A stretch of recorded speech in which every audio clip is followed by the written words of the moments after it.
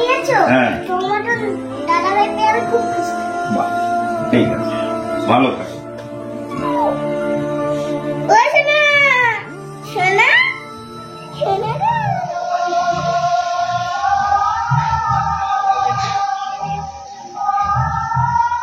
নমস্কার বন্ধুরা, শুভ সকাল।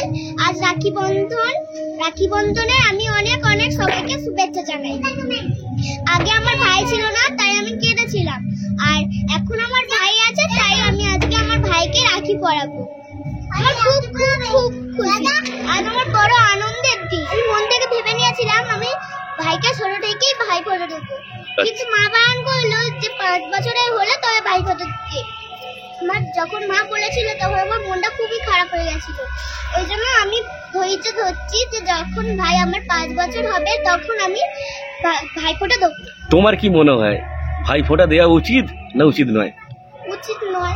আমাকে মা বলছিল যে ভাইকে যদি এখন থেকে ভাই ফোঁটা দাও তাহলে অমঙ্গল হবে।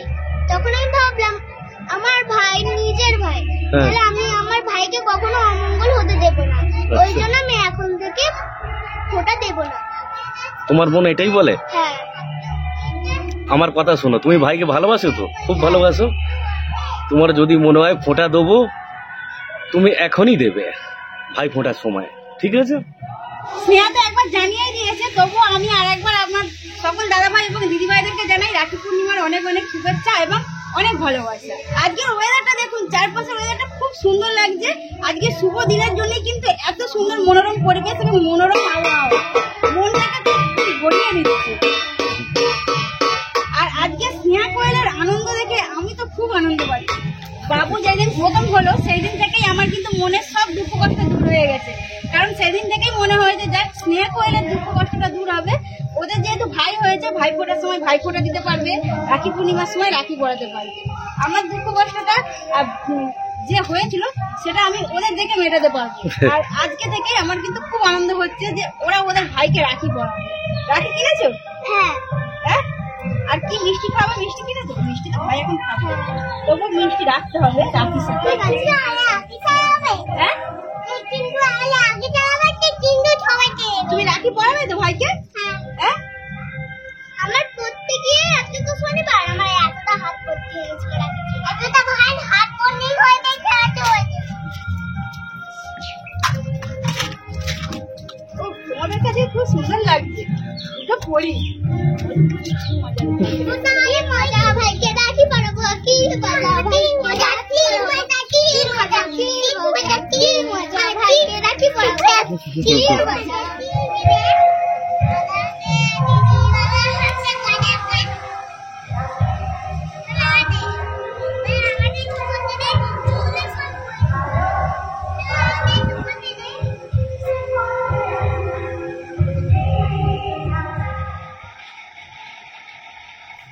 ছোট্ট ভাইকে রাখি পরানোর জন্য স্নেহা কোয়েল সমস্ত কিছু রেডি করতে করতে কোয়েলের ঘুম পেয়েছে, কোয়েল ঘুমিয়ে পড়েছে, কারণ ও খুব ভোরবেলাতে মায়ের সাথে উঠে পড়ে, সেই জন্য ঘুমাচ্ছে। স্নেহা আর মা দুজনে এখন রাখি পরাবে আমাদের ছোট্ট বাবু সোনাকে। অনেক কিছু রেডি করেছি।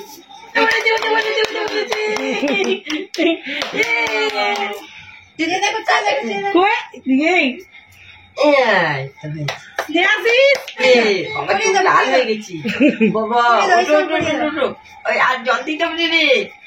উঠে বাবা রে, উঠে পড়েছি। এই হয়ে গেছে, হয়ে গেছে।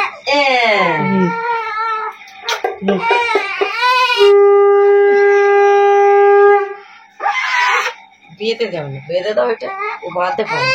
হয়েছে ক্যাডবেরিটা নিয়ে নাও। আমার ছোট ভাইকে রাখি পরানো হয়ে গেছে, এবার আমার দাদুকে পরাবো।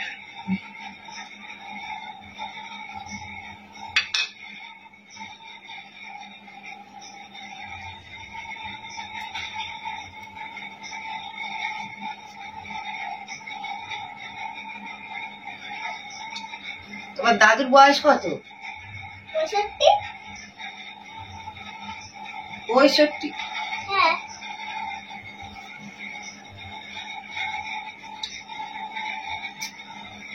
ও দাদু বেলা হাঁপিয়ে গেছে।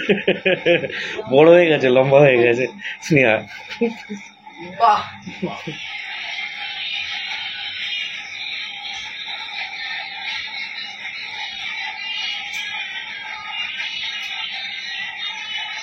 আস্তে আস্তে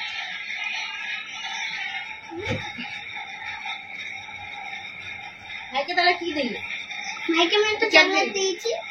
ভাই এখন কিছু খেতে পারে না, ভাইকে কিছু এখন দিতে হবে না। যখন খেতে পারবে তখন দিতে। ওর ভাইকে একটু উম্মা দিয়েছি তো। আচ্ছা তখন আমি এই কথাটা বলেছিলাম বলে তুমি মনে কষ্ট পেয়েছো? কোথায়? কবে? তবে যে বলছিলে মা বলেছে যে এখন রাখি পরে এখন ভাই ফোঁটা দিলে অমঙ্গল হবে বলেছে। আমি অমঙ্গল চাইনি। তুমি যে ভাইকে ভালোবাসো এটাই হচ্ছে মন্দির। সবসময় ঠাকুরের কাছে চাইবে ভাইয়ের মন্দির। সে 5 বছরই হোক আর 1 বছরই হোক আর 10 বছরই হোক। হ্যাঁ ঠিক আছে। ভাই হিসেবে তুমি যাবো? হ্যাঁ অনেক দিনের আশা তোমার আজ পূর্ণ হলো। সত্যি নিজের ভাই থাকা যে কত আনন্দে সেটা স্নেহাকে দেখে বুঝতে পারছি কতটা আজকে আনন্দে আছে। হ্যাঁ আর স্নেহার এই আনন্দ দেখে কিন্তু আমি সারা জীবন আনন্দ পাবো। ও যখন ভাই ফোঁটা দেবে রাখি পূর্ণিমায় রাখি পরাবার ভাইকে তখনই কিন্তু আমারও আনন্দ হবে। আমার আর মনের কিচ্ছু দুঃখ কষ্ট নেই যে আমার ভাই নেই বলেছে এতদিন দুঃখ কষ্ট ছিল, সেই দুঃখ কষ্টটা আজকে থেকে আমার আর রইল না। স্নেহা তো ওর ভাইকে রাখি পরিয়ে দিয়েছে আর ওর দাদা ভাইকেও পরিয়েছে। দাদা ভাইকে প্রত্যেক বছরই পড়ায়, এই বছরেও পরিয়ে দিয়েছে। আমরা আর কিছুক্ষণ পরেই চলে যাব মামাদের বাড়িতে, কারণ মামাদের বাড়িতে আজকে পূর্ণিমা পূজা আছে, প্রত্যেক বছরই হয়। সেই জন্যই আজকে আমরা বাড়িতে রান্না বান্না করবো না, ওখানেই আজকে খাওয়া দাওয়া করবো। আর আপনাদের দাদা ভাই যাবে না, বাড়িতেই থাকবে। চলো চলো মা চলো।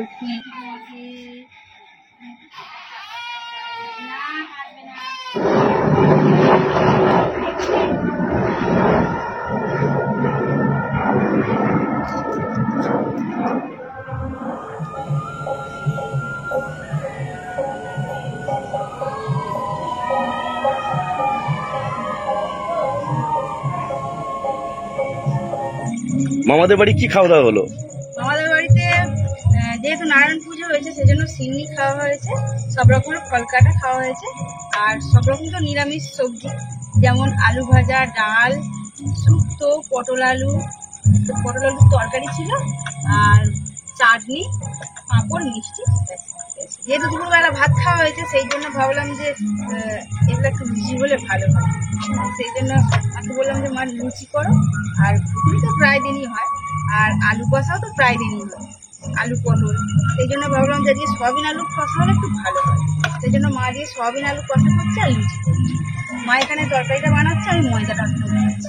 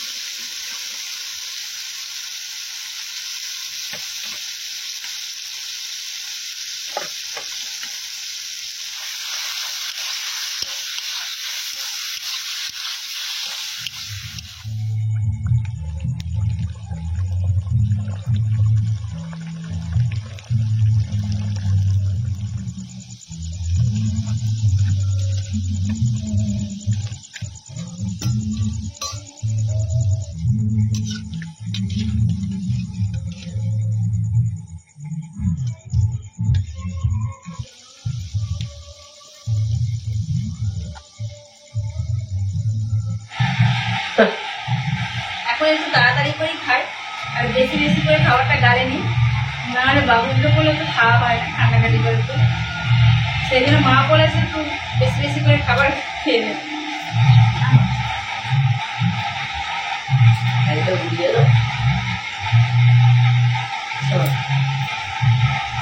ভাদ্র মাস পড়ার আগে একবার ফোন করবি।